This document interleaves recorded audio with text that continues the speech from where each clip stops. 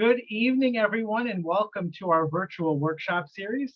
My name is Brian Francesco, and I'm the District Leadership Development Coordinator and a member of the Kiwanis Club of Meriden, Connecticut. It is so nice to see you all here for our workshop this week. I know it's a bit of a hot day out there, so I hope you're all staying cool as you tune in tonight. This is the 29th session in our virtual workshop series, and sadly, it is the final week of our weekly session that we'll be offering in this series.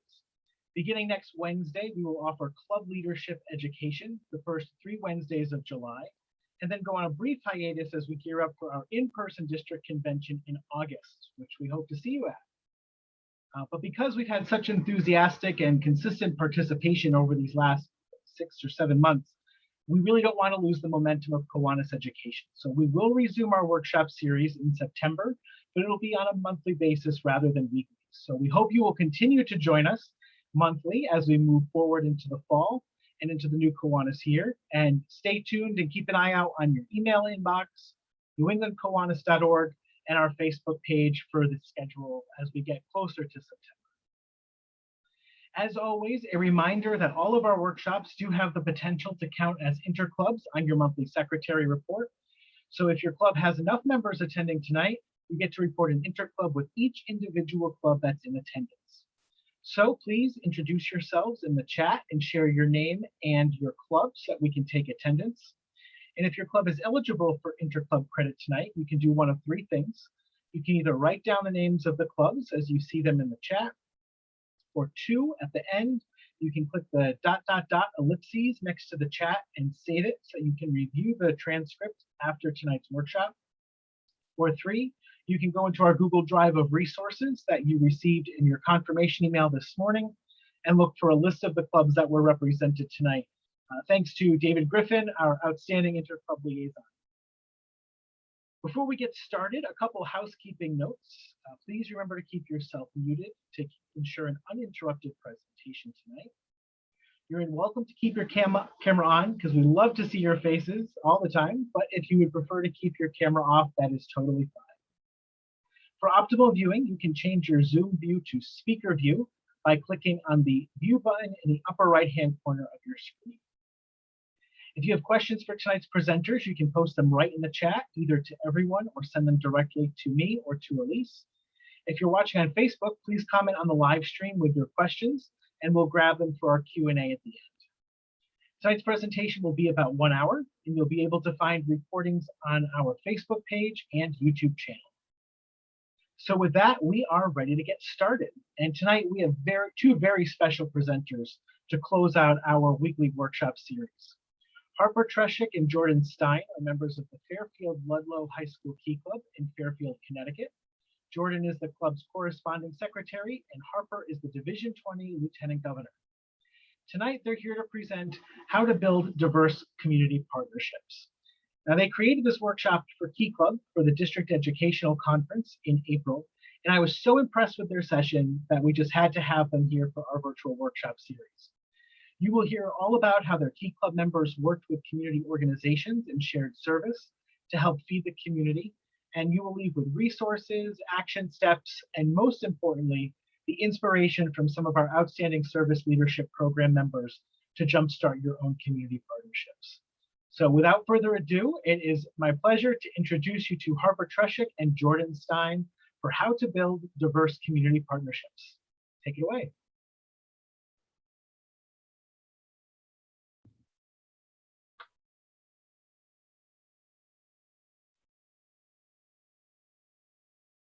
So thank you so much for the opportunity to present today our workshop, How to Build Diverse Community Partnerships. My name is Harper Treschuk, and I'm the president of the FLHS Key Club, and I'm also the Division 20 Lieutenant Governor. Hi everyone, my name is Jordan Stein, and I am the corresponding secretary of the Fairfield Ludlowe High School Key Club.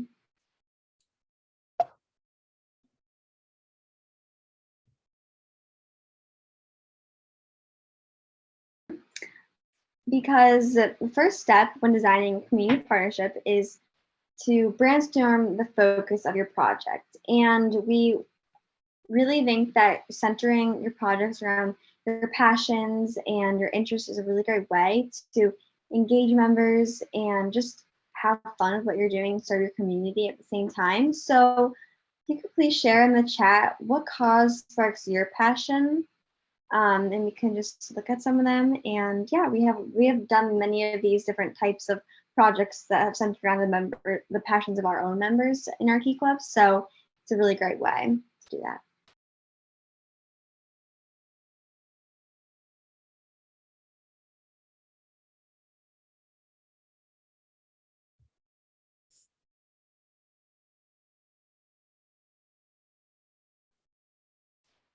So someone said food insecurity. That's really great topic. We'll be actually talking about that later in the presentation, but that's something that our club addressed during the COVID pandemic. So it's a great way to, well, some of our members are passionate about gardening, and we ended up channeling that passion to serving our community garden, and that helps those that do not have as much access to local produce. So it's a great way to work with your community.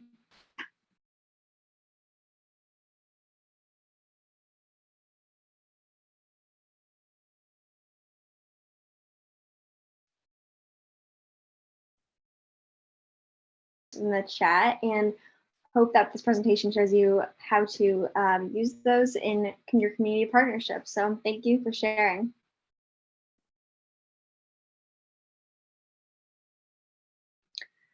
So this is just a quote that we feel really encapsulates what a community partnership is all about. So, well, what is it? It's working with another organization, either Kiwanis family, a community organization, or a school club, to carry out a service project and create a greater impact together. And it's important to choose an organization that aligns with your Key Club values and is centered on your passions. And because if you do not have a passion for a certain cause, you'll not be fully invested in the project. So in our experience, community partnerships have challenged us to make an impact outside of our school walls and increase the engagement of our club membership, as well as create sustainable relationships with other organizations that just end up leading to a greater impact than we could have just as a Key Club alone. And these are just some pictures of the projects that we have done with other organizations. You can see the Yellow Tulip Project. We planted tulips, and that was something that I really enjoyed because I worked with another organization that was working to decrease the stigma around mental health, and it's something I'm really passionate about. So I loved working with that organization, and that Key Club gave me and members the opportunity to do that. We see gardening, which is through Operation Hope, and we'll be talking about that later in the presentation, and raking leaves in front of Operation Hope. So yes, we did lots of work with Operation Hope, so it was really great.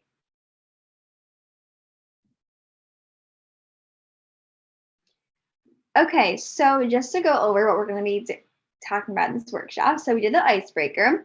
Now we're going to be introducing two of our own examples from our Key Club's community partnerships, just to show some inspiration, get some ideas flowing on how exactly to approach these community partnerships and build them and reach out to organizations. And we're going to share some Key Club resources to help you all brainstorm, plan, and evaluate your own community partnerships. And we're going to guide you through how to do that with these resources. And then we're going to go over we're going to ask you guys how you can take what you learned today and translate it into your own community partnerships that you work with, and translating your passions into serving your community.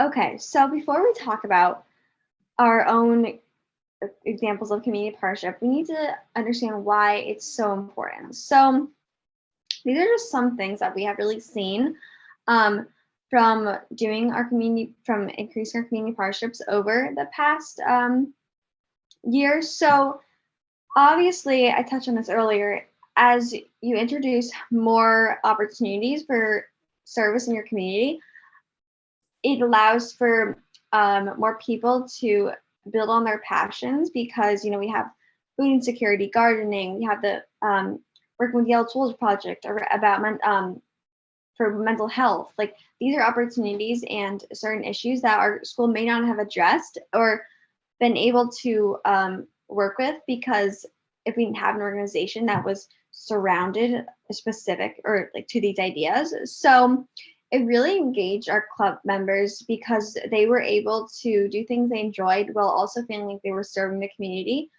And they also just felt like they had a voice in these partnerships and kind of saying like what exactly they wanted to do. We asked them like, what type of partnerships would you want to build on this year? What type of projects would you like to work on? And that just really gave them the opportunity to do that through finding these partnerships. So that was something that we've just definitely noticed. Like our club's grown so much since over the year through doing these partnerships. So many members have shown up to more meetings, been more engaged in the conversations, just because they really care about the projects they're participating in. And also, of course, we've increased the impact of our club, what it's able to do. We're partnering with these organizations that constantly working towards certain issues. So we are able to reach beyond like just creating an impact in our school, but in our community. And even on like a national and global level, as you see, we've worked with some pretty big organizations or to benefit these organizations that work to serve people from all over. So it really shows how far your club can go just by kind of partnering with other organizations and expanding and going out of its comfort zone to working on other issues and projects that it may not have before. And we've also just created long-lasting relationships with these organizations, such as Operation Hope. We worked with them throughout the year, and we've gotten to know the volunteer coordinators. So that's been a really great way to increase our impact as a club. And we also have, obviously with COVID, it was really important. We actually just to diversify our project offerings because we were not able to do as much as we were usually as able to. So working with community partnerships was a great way to do that, actually, and not just during COVID, but I mean always. But it especially was convenient during the pandemic. And meeting our community needs, of course, we wouldn't be able to serve our community if we were just working with our school clubs or within our school. So it's really great to be able to help out the community in the way, and they have really appreciated our help so much, just from high school students. And like I talked about with the food insecurity, that was something that we were really able to benefit local like members of our community. And that's just like the coolest thing when you can really see it benefiting and coming out into the community. So these are just some really great examples.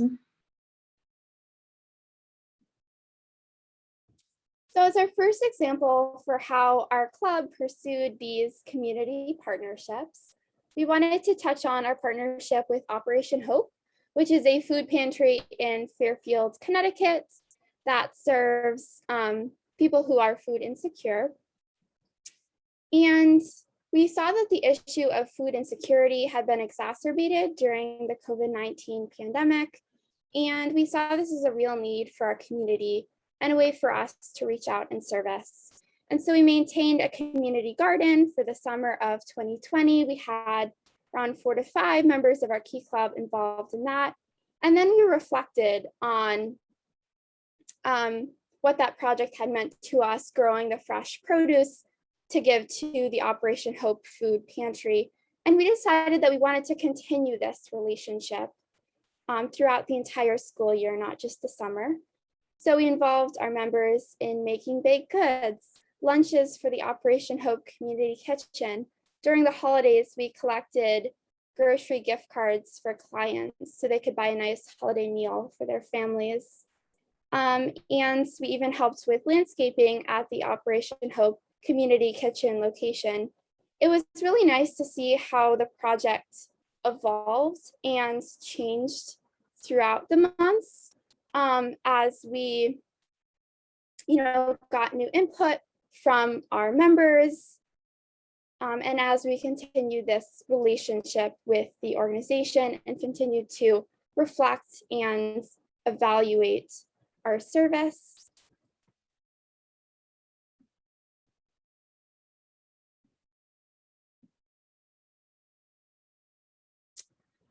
And so as we were reflecting on our partnership with Operation Hope, we thought of these elements of thoughtful community service. And we found this resource from the New England and Bermuda District Key Club website, which notes 5 elements of meaningful community service, including assessment of community needs, education of members, meaningful action, reflection, and evaluation. And since our project with Operation Hope was not just a one-time endeavor, but instead was a sustained project, we were able to implement these elements of thoughtful community service and continue to extend the project long term. And so we created this video to kind of illustrate the story of our service with you. Through all of our experiences with Operation Hope, FLHS Key Club has made an effort to ensure that we are thoughtfully completing our community service projects within this organization by assessing the community needs, educating the members so that they can take meaningful action, reflecting on it, and evaluating it as a club. For example, for the gardening, FLHS Key Club noticed the food insecurity that was a serious issue during the COVID pandemic. We shared the mission with members so they could engage and take the meaningful action themselves by growing fresh produce for the pantry. And we shared the photos of the club and all of the actions that everyone has taken to solve this issue, and reflecting on what we have done so that we can further come up with new ideas to support Operation Hope throughout the year, which we did through the baking and making lunches, as well as landscaping in front of Operation Hope, all ways in which we can support this organization and within our local community.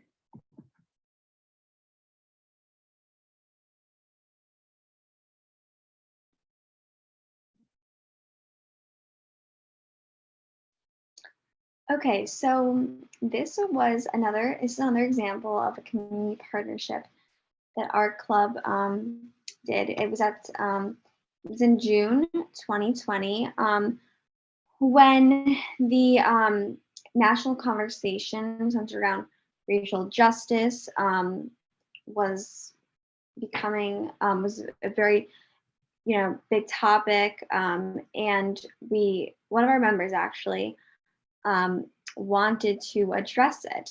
And it's really cool. This project showed us many things.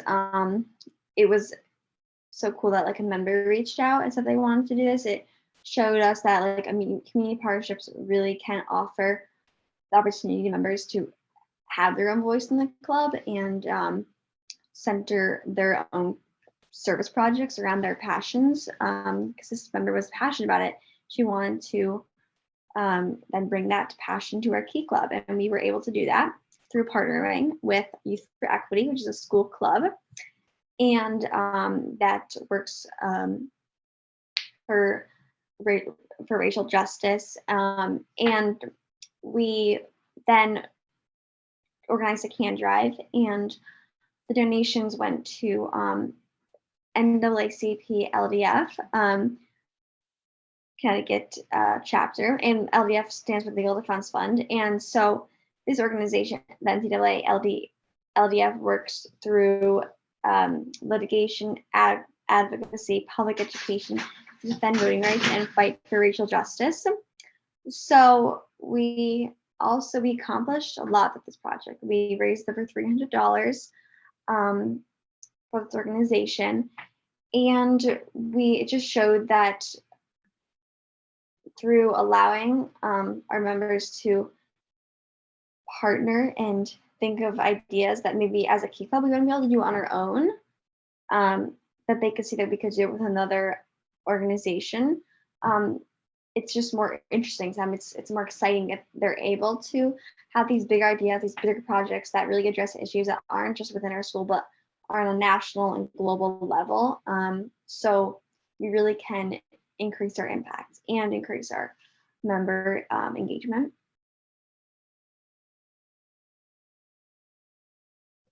So yeah, this is just a picture of all of everything we collect and our members going to the can drive. And we ultimately raised $39. NAACP Connecticut chapter, when you realize that each can was only 10 cents, that's a lot of cans. So many people came out to support from our school. We held this can drive outside of our school and people just dropped off everything they had. And it just showed people were really interested and excited about this topic. And we were able to address an issue that was very, at that time was a big topic, and a lot of people were thinking about it, and it still is, and basically it was just really cool because we were able to address like our community needs as one of the core values I shared before at that time. So, and a lot of people were willing to work with us, do that too.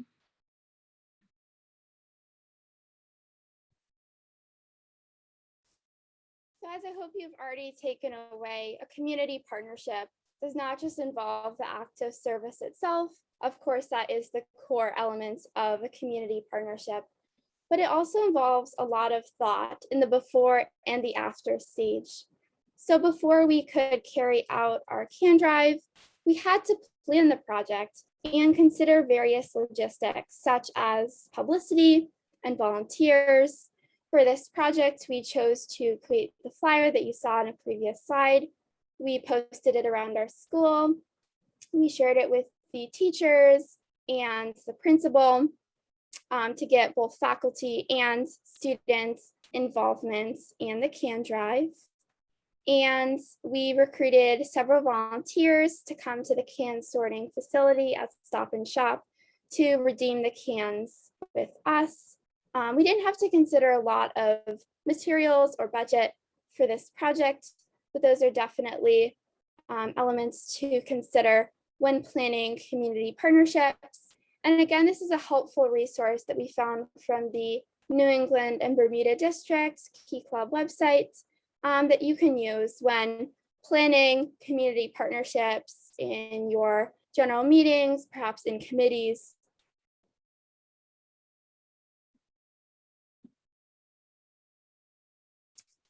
So just to recap what we've discussed so far in the workshop, we hope that we've provided you not only with what we see as the elements of community partnerships, but also an idea of how our club has put these elements of thoughtful service into action with Operation Hope and also our partnership with the Youth for Equity Can Drive.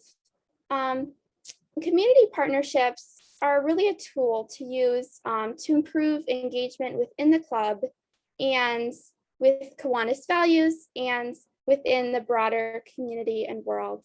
So it's very important to give members a voice in building these partnerships to educate them on the issue. So the process of project planning is more democratic and the members will be more engaged in the partnerships. And it's really important in these partnerships to consider your why, not just what you're doing, but why you are doing it. And community partnerships have increased the impact of our club by allowing us to work with organizations such as Operation Hope that are on the ground, helping people in the community that are food insecure. And I think it's also important to consider that partnerships can be within the Kiwanis family as well. we have a wonderful structure as a Kiwanis family, and each of the clubs represents diverse age groups and life experiences. So projects that engage both, for instance, the Builders Club and Kiwanis clubs can have increased impact and a broadened vision because each age group and specific club will bring a different perspective and different ideas to the partnership, as well as their hands and their hearts to the service. And the idea of long-term change is also important in these partnerships. So I know in the past, our club had done a lot of one-time events, such as a Valentine's Day party or a St. Patrick's Day event for elementary school students. But we realized that we wanted to kind of broaden the scope of our service and make our partnerships long-term instead of just one-time events. And community partnerships can definitely diversify project offerings and meet community needs at this unique moment in time. Jordan mentioned that the COVID-19 pandemic kind of produced a shift in our club's mindset. So a lot of the projects we had done in the past were within our school community, such as with the local elementary schools or tutoring with the middle schools. But as those projects were no longer available due to social distancing and distance learning concerns, we wanted to engage with our broader community because Operation Hope continued to provide meals and food pantry services to clients as food insecurity was increasing. And this mindset shift, I think was really beneficial for our club because reaching outside school walls or perhaps reaching outside the walls of your Kiwanis gathering kind of allows you to reach outside of your comfort zone and gave us definitely new perspectives on community needs and on the act of service itself. And the last point I wanted to emphasize is choosing organizations that align with the Kiwanis family values. The Kiwanis family mission, as I'm sure that you know, is to serve the children of the world. But there are so many different ways that you can work towards that mission. And you can definitely take into consideration your own passions, the experience and passions of your fellow club members to tailor a project that really brings you purpose and connects with your broader community.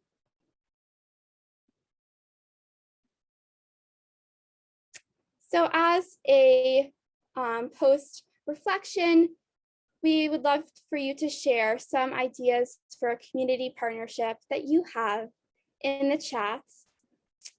You can either build off of the passion items that you shared in our icebreaker, or perhaps you thought of another cause that sparks your passion. And we'd really love for this workshop to inspire you to take action steps in your home Kiwanis clubs and perhaps implement some of these community partnerships.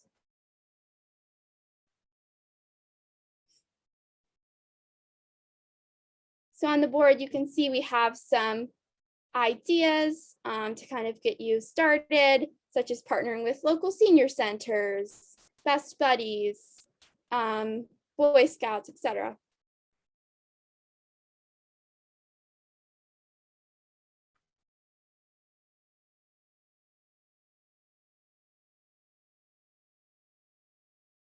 Jordan, would you like to read out anything that's in the chat?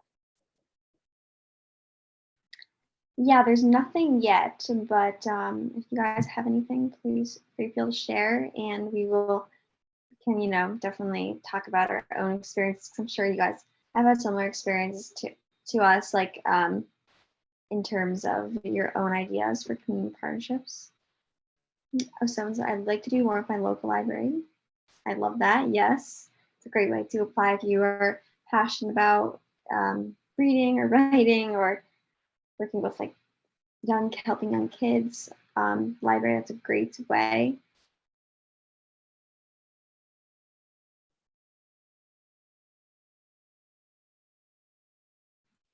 So instead, we worked a lot over COVID to fight food insecurity by helping our local food pantries.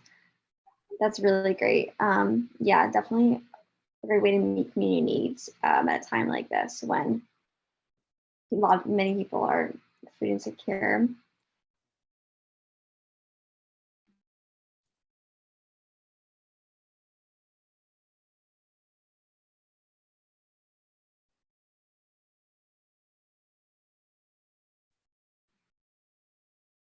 That's really cool. Our local university has a mentor program that partners professionals with students exploring their own passions. That's awesome. Yeah, that's a great way to give people opportunities to apply their own passions to serving the community. Because there's social justice, leadership, creativity. We have so many, and it's really interesting because we have so many different clubs at our school, which really gives us like inspiration for our own partnerships through Youth for Equity, which fights for social justice. They're all young people that are really passionate about these subjects and are willing to, and they through this club they work towards these passions. So yeah, I just feel like I guess we get so much inspiration from members of our own school through their passions.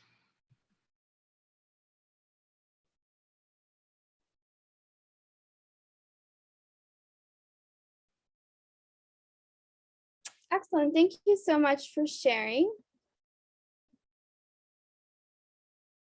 And as our final slide, we wanted to share with you some steps for a thoughtful community partnership with your Kiwanis clubs. We wanted to emphasize again that the act of service itself, bullet point 6, is of course the integral part of the community partnership, but there are so many steps that you can carry out both before and after the fact. And with our community partnerships, we found that communication and relationships are definitely key. For instance, with our Operation Hope community partnership, we communicated a lot with the volunteer coordinator, and we were able to develop a relationship with her on a personal level, in addition to the relationship with the organization on a broader level. And she gave us many helpful ideas for continuing the community partnership past the initial gardening stage. And definitely relationships with club members are also key to make sure that their voice and their passions and input are included in every single stage of the partnership.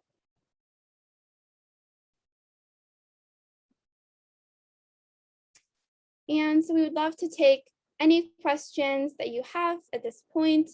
Jordan will drop links for the resources that we highlighted during this workshop in the chat, so you have them to reference in the future. And you're also welcome to check out our Key Club social media page to follow what we are doing. So we'd be happy to answer any questions. Excellent. Thank you so much, Harper and Jordan. Let's give them a round of applause as we head into our question and answer period. I told Harper and Jordan when I saw them present back in April for the District Educational Conference, it was one of the best organized Key Club presentations I had ever seen. And such a good way of integrating resources with ideas and inspiration and practical ways that they've done community partnerships in their area.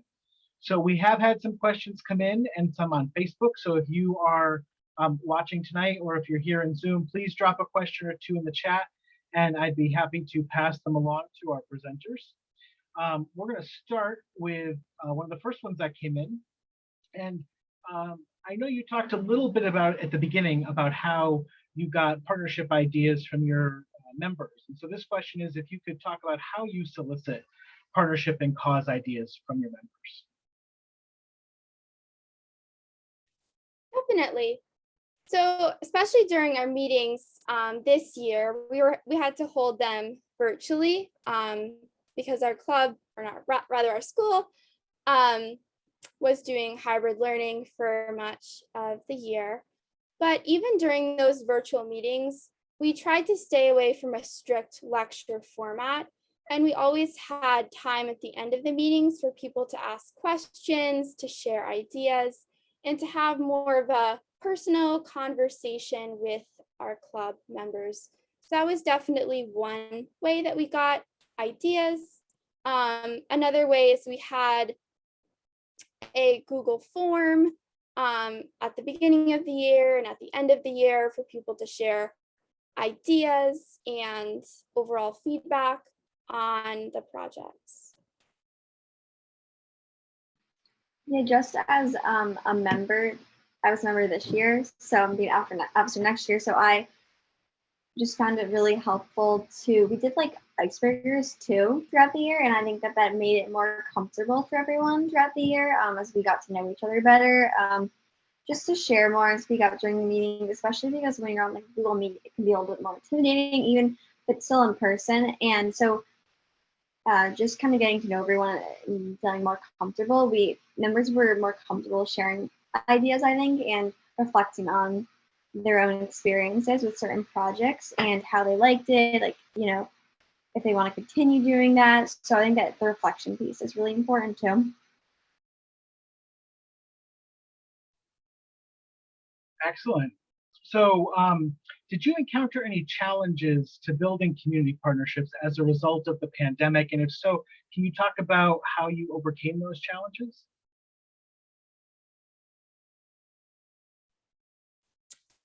Definitely.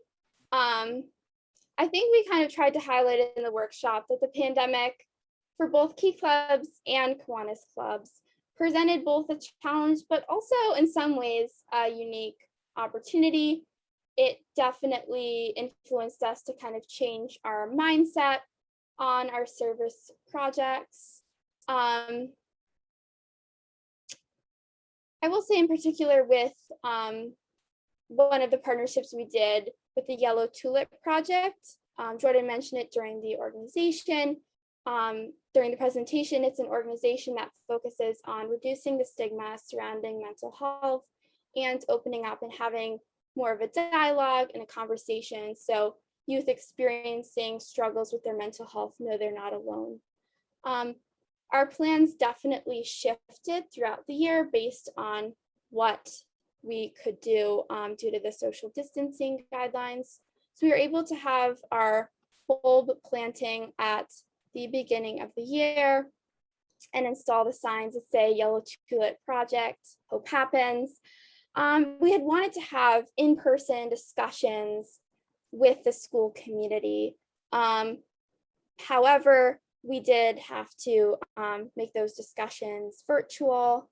But we were actually able to connect, we were still able to connect members in the partnership. Jordan, I don't know if you can add anything. Yeah, definitely. I mean, although we weren't able to have the same discussions, we tried to show this to members and officers that we really wanted to engage this project. And we actually were able to, for the Yellow Tulip Project, have like an electronic photo exhibit like at our school. Like we were able to show it like on the TVs and stuff, which was really cool. And we want to do that in person next year, like have an actual like the photos like there 3D. But so that was something just with timing and stuff in COVID, it represented a bit of a difficulty, but we were still able to use like technology and stuff to continue that partnership and make sure that students from the whole school were aware of this like organization that was really for youth. So I think that just through using like certain resources, like we were able to connect with the members pretty well, I think. Yeah, so it was good here. And I think your point about sharing your partnerships and your projects with the whole school community is really great. And that actually leads into the next question. And I think based on who this question came in from, it's from a Key Club advisor. Did your club need to get any special permissions from your school to work with community organizations? So for the All Tool project, that was one specific because we wanted to bring it in to the whole school, like on the TVs. We did have to, Harper and I talked to like the principal of our school, and we had to have permission to show those pictures, and obviously from like the organization. But in terms of other, because that one was reaching the entire school, a lot of them were kind of more like a lot of like Operation Hope and stuff, like which is more outside the community, outside of the school walls.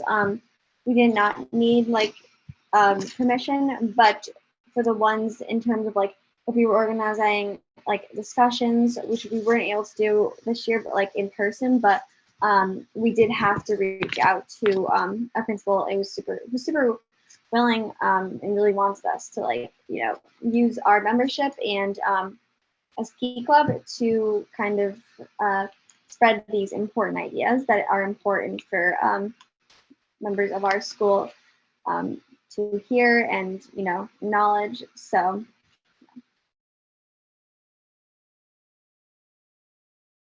Yeah, I think from my perspective as the club president, that's definitely encapsulates what projects we had to get permission for and which ones we didn't.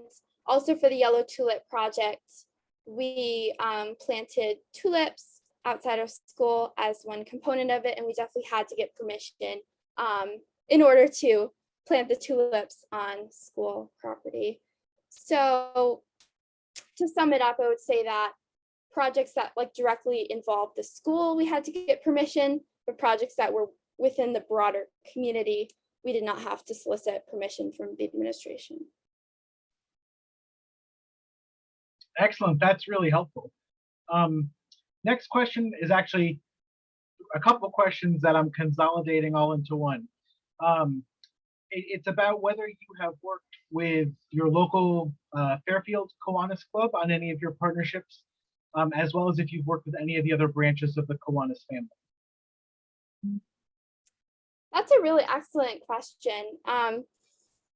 Our Kiwanis advisor and Kiwanis Club of Fairfield is definitely very active and very willing to work with us. One example of a partnership we did this year was the Fields of Valor. This is a flag that the Kiwanis Club installs in the town green each year during Veterans Day to honor the service of our veterans. And so Key Club members from our club and from the Ward and Notre Dame Key Clubs were all involved in installing the flags on the green and then taking them down after Veterans Day.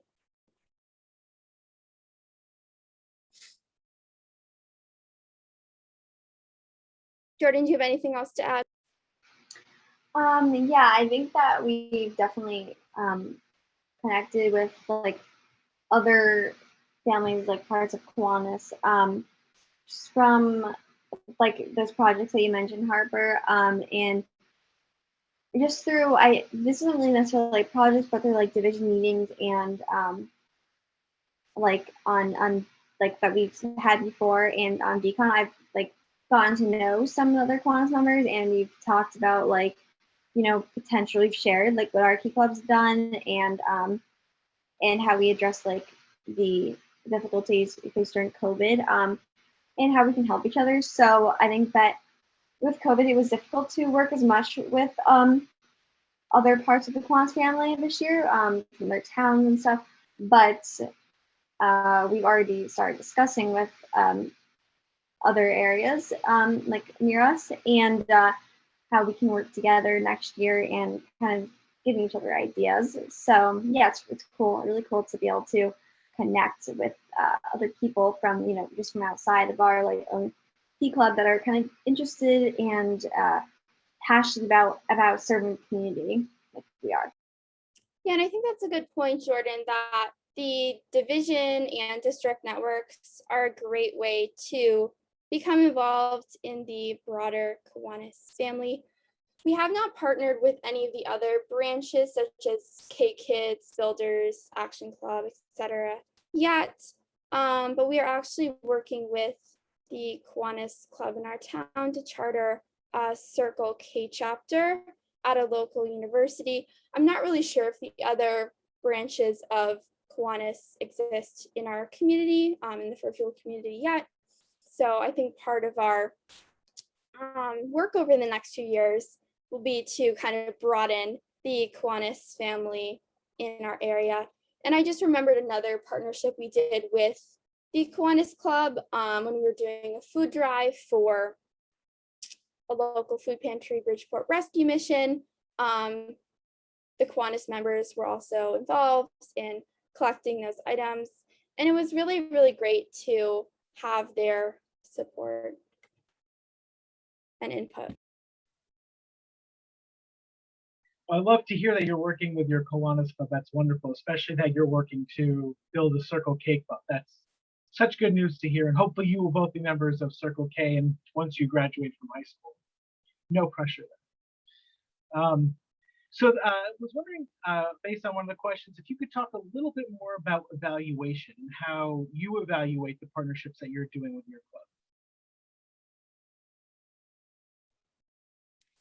Definitely. So as we mentioned during the workshop, we try to make planning and evaluation more of a collaborative process.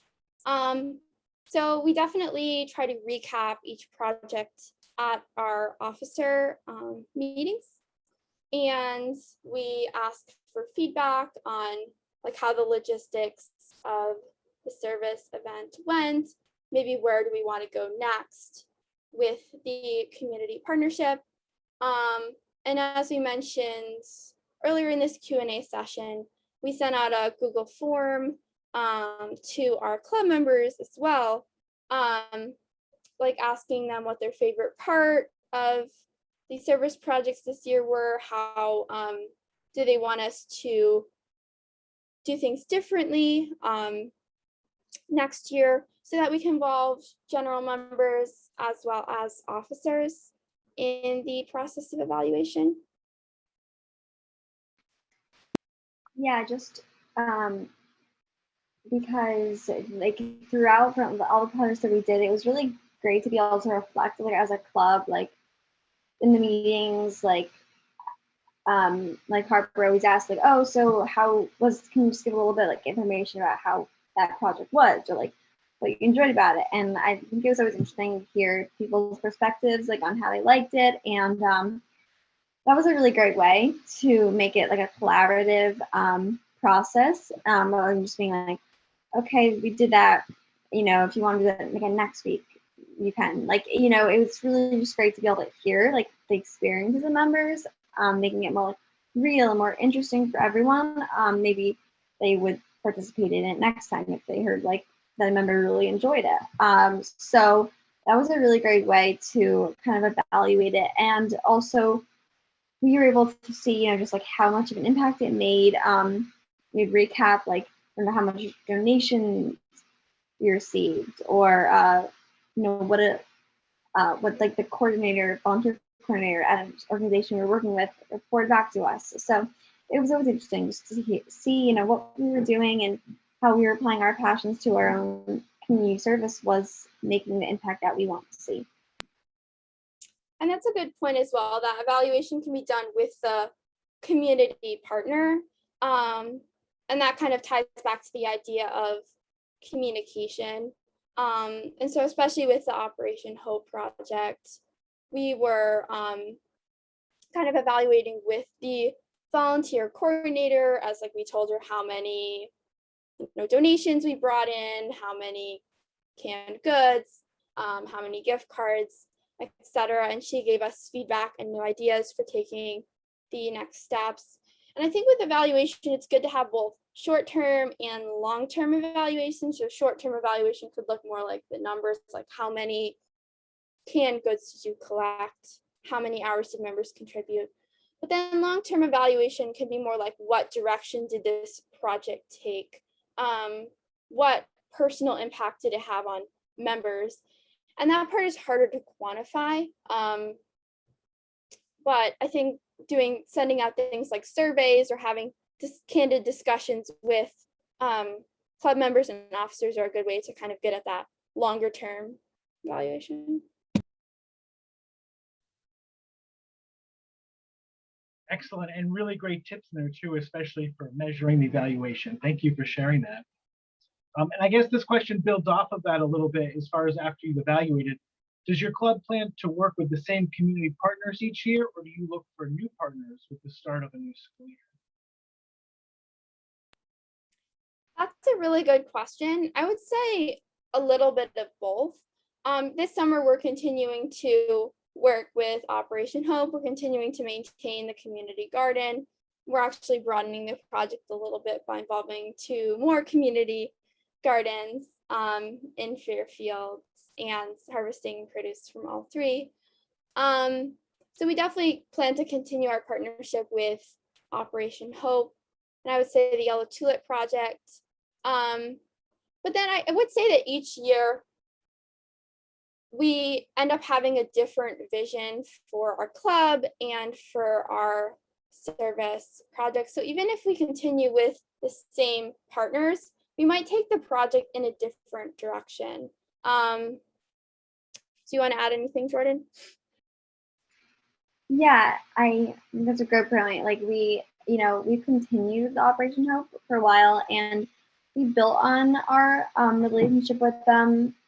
So like last summer we were working in the community garden, and then this year, because we had already developed a relationship with kind of like the workers at Operation Hope, they asked if to come in and rake the leaves in front of their buildings. So just as we've developed these relationships with certain community organizations, we've been able to build on them as they know that we're a resource available to them for help, and you can come there for other things other than the project we originally started with. Also, as our community needs change and through whatever the circumstances, we will serve those organizations that will work to address those needs as well. So last year, originally, the reason we started with Operation Hope was issue of insecurity during COVID. And we also worked with Youth for Equity when the national conversation on racial justice started in June 2020. So those are just examples of those were issues that were coming up at the time, and we wanted to address them. So as different ideas and issues come up, and certain people and members bring them up because they're passionate about them, then that's how we kind of will find new community organizations to work with. I think there's benefit to both. I think there is benefit to continuing those relationships and continuing to strengthen those relationships with community partners, but there also is benefit to trying something new each year. And it might not have to be an entirely new community partner, but maybe a new focus, a new approach. Excellent. I think the next question will probably be a fairly easy and straightforward one for you. Does your school require a certain number of community service hours before graduation? Not strictly, not for graduation, but for some membership in some organizations, such as the National Honor Society, you are required to perform a certain number of hours of community service. So yes and no. Yeah, I agree with that. Just basically, through Key Club, it's not like a certain amount of hours you complete through Key Club is a requirement or something or any community service. It's just people that, members in Key Clubs want to be able to serve their community, and kind of, as we talked about before, apply those passions to doing that. So that's not required unless you are part of an honor society. So as we wrap up, I have the last question for you, and that's, what's the biggest lesson you've learned through building community partnerships? Do you have any tips for Kiwanis clubs that want to do something similar? I like how you both looked up in question and thought.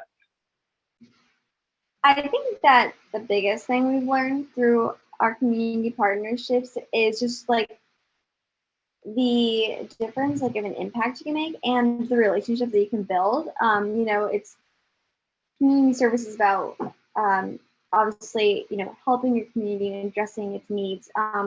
It's also about, creating those relationships and allowing and showing other organizations that like we're there, like Fairfield Ludlowe High School Key Club is there if as a resource, and we want people to know that because that's what we want to be able to serve our community in as many ways as possible. And just by getting our name out there through helping organizations, people are in other organizations throughout like the community are able to know that. So and that's kind of the biggest thing. And also just, it's really great to see like members being more engaged through these community partnerships, like just so excited. Like the membership has grown so much throughout the years. So through doing these partnerships, and people are really actually going and like completing their hours and excited about it, not just doing like the minimum amount, like they're doing more than that. So it just shows that they become invested in these projects that we continuously do throughout the year because we create these sustainable relationships with organizations rather than just kind of like one-time volunteer hours, like check it off, So that's what's really, it's really cool to see that. And I think the other question was in terms of like starting the biggest tips for starting these projects, and to reach out to the volunteer coordinators. I know a lot of people are like, I'm sure, like intimidated about how to do that. But usually we just kind of reach out to the head person at like the organization, like the volunteer coordinator, and or we talk to them on the phone, and they were, of course, like excited to hear about the fact that we wanted to help them. It's not like intimidating. So yeah, Harper, you can build off that. Yeah, I would definitely echo the insight that you shared, Jordan, surrounding relationships with club members, and relationships with the organization. When I was community gardening last summer, one of the volunteers shared a quote that really stuck with me, and that service is not charity, it's solidarity with our neighbors, solidarity with our fellow humans. And I think that kind of encapsulates my perspective on community partnerships, and that service is not just the number of hours or the number of things you donate or the number of baskets you make, but it's also about the relationships, about building solidarity, and building your character and caring nature as Key Club or Kiwanis members, but then also building solidarity and relationships with the community. And in terms of tips, I think this might sound cliche, but you can always start small. You don't have to have the entire community partnership planned at the very beginning. Just take the first step, find one way that you can connect with the organization and evaluate that service event and reflect on where you want to go next. I would say with our partnership with Operation Hope, I didn't expect when we first started working with them that we would end up doing these various things like the leaf raking or the baking cookies. But as we completed each service event with them, we got new ideas and we got new perspectives, and it kind of evolved and continued. So don't be afraid to change. Don't be afraid for your perspective to change, and you can always start small and then build off from there. Excellent. Well, that concludes our questions. Do either of you have any brief closing remarks or thoughts you'd like to share? Thank you so much, everyone, for attending this. It really means a lot just to be able to share our own experiences and help other people, because just doing these community partnerships, we just had so much fun doing them and seeing the impact. they had in our community. So that's just like the cool thing about community partnerships, that you can really see like your actions like helping other people. So thank you. Yes, thank you so much for this opportunity. We really appreciated being able to present with you today. Excellent. Well, let's have a big round of applause for Harper and Jordan.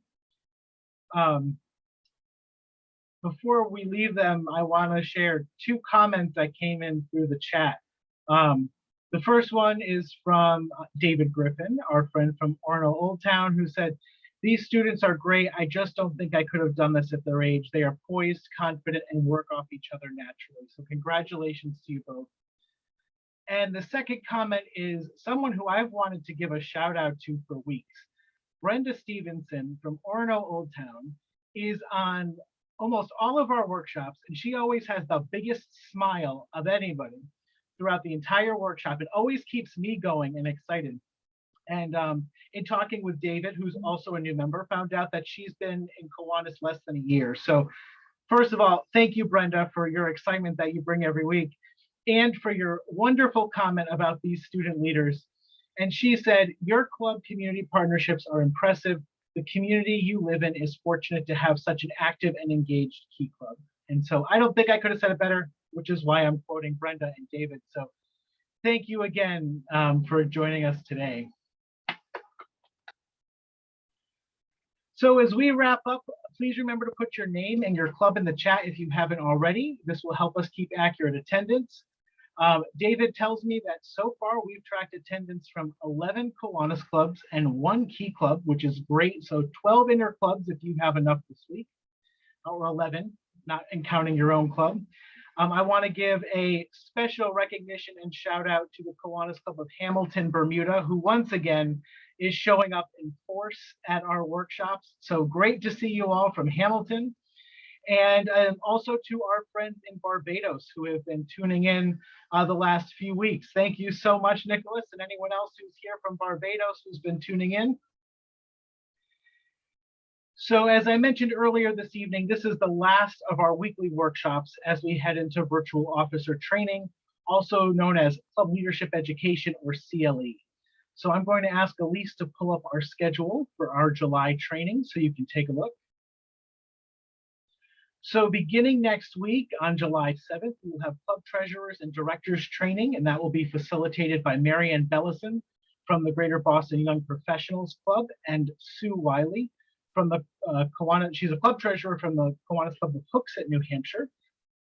The following week, we have club presidents, presidents-elect, and vice presidents training, and that will be facilitated, by Betty Parker from the Kiwanis Club of Bangor Breakfast in Maine, and Sylvia Ramirez from the Kiwanis Club of Chelsea, Massachusetts, and myself. And then on July 21st, we have club secretaries training with past Governor Elise DeNorfia from the Kiwanis Club.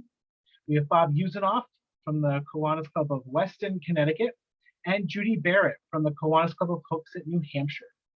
So if you go to that link in the chat, or the one you see on the screen, the tiny.cc/NEVDK-CLE, you'll find some more information, and you can also register. Now, these sessions are going to be conversation and discussion based because we want to answer the pressing questions and needs that you as club officers and your clubs have. So to make these workshops successful, we're asking all attendees to complete just a few pre-session assignments. And that includes reading through the Kiwanis Leadership Guide, watching some brief videos that we've pulled together that are New England and Bermuda specific from our own leaders here in our district about a variety of Kiwanis topics, and submitting your questions in advance so facilitators can build your session around the topics you identify. So please go to the website and register, and then we will send you all of that information in an email about what we're asking you to do in advance. And most importantly, we need your help in reaching all of the club officers in our district. So please share that link with your local board and your officers. And if you have any neighboring clubs you're in touch with, please share that with them as well. So following officer training in July, your next opportunity for Kiwanis education will be at the district convention, which will be in person August 19th to the 22nd in Leominster, Massachusetts. So I know a few of you have registered. Just a show of hands, how many are planning to join us in Leominster? Is anyone planning to go? Excellent. I see some hands up. We hope to see you all there. We've got a really exciting weekend planned. And Elise and I are working to line up some really great workshops and presenters. So it's a weekend you're not going to want to miss. I want to let you know that the registration deadline is early this year. It is July 30th, and that is both for registration and booking your hotel room. There will be no on-site registrations this year. So please make sure you register in time. That's a firm deadline, and secure your spot to join us in Leominster. After our convention in August, we will resume our workshop series in September. So we will be back, but we're going to be back on a monthly basis. So we hope you will continue to join us once we resume our schedule in the fall. Please remember to share all these educational opportunities with your fellow club members. If they couldn't join us, or if you missed a session, you can always watch the recording on Facebook or on YouTube. Remember that although we're taking a pause, our workshop materials will remain accessible. If you take a look at the Google Drive link in your confirmation email, you can access the workshop materials from all, or rather most, of our past workshops over the last 7 months. And I believe Elise just dropped that link in the chat if you'd like a direct link to it. So as we wrap up, I would like to extend once again a really big thank you to our District Education Committee members, Elise DeNorthia, Judy Barrett, and David Griffin, who have been working behind the scenes to make these workshops such a success. I did a little quick math and counting while I was preparing for tonight, and we've had 29 consecutive workshops and more than 70 presenters on such a wide range of topics. And so Elise and Judy and David help with planning, coordinating, registration, confirmation emails, attendance, promotion, and so much more. And I want to give a very special shout out to Elise, who has been my right-hand person through all this, and she's been devoting hours upon hours each week to making all of this happen. So if you aren't already, please give them a round of applause to show your appreciation for all they're doing. And remember, we're not going away. We're just taking a little bit of a hiatus. And we will come back, and we hope you'll join us in the fall. So with that, I want to thank all of you for joining us. Many of you have been with us every week or almost every week, and we really appreciate your participation and attendance. I hope that after tonight's session, you leave not only with ideas, but some inspiration from our very own Key Club Service Leadership Program members, and hearing all the great work they're doing, which I know gives me excitement and enthusiasm to start some partnerships in my community. So with that, please be safe, be well, enjoy your summer. We hope to see you next month, tomorrow in July, for our officer training, at District Convention in August, and then back here on Zoom in September. Have a great night, take care, and we'll talk to you soon. Bye-bye.